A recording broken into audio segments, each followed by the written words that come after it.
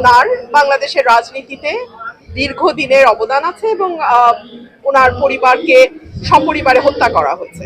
আজকাল তো গণমাধ্যম কেবল 26টা চ্যানেল নয়, আজকাল প্রত্যেকের হাতেই গণমাধ্যম আছে, যে যে শুনতে চায় তারা শুনতে পারবে। এভাবে তো আসলে কারো বক্তব্য প্রচার বন্ধ রাখা যায় না। আমরা শেখ হাসিনার আমলে দেখেছি যে জনাব তারেক রহমানের বক্তব্য প্রচার নিষিদ্ধ ছিল।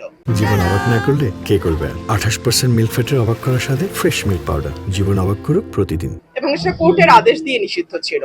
সেটা যদি গণতন্ত্র না হয় তাহলে এটাই বা কি করে গণতন্ত্র?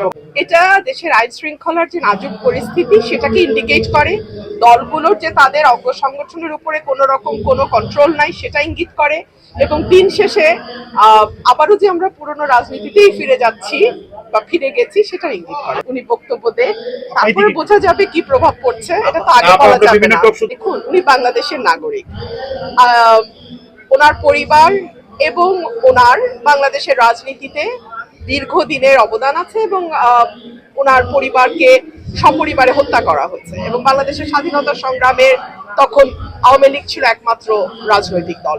তো সকল কিছুর বিবেচনায় ওনার বয়সও হয়েছে, বাংলাদেশে যদি উনি ফিরে না আসেন ওনার দলের অবস্থা কি দাঁড়াবে, বা ওনার এতদিনের যে রাজনৈতিক ইতিহাস সেটারই বা কি দাঁড়াবে, এই সকল কিছু বিবেচনা আমার কমন সেন্স বলে উনি ফিরে আসবে।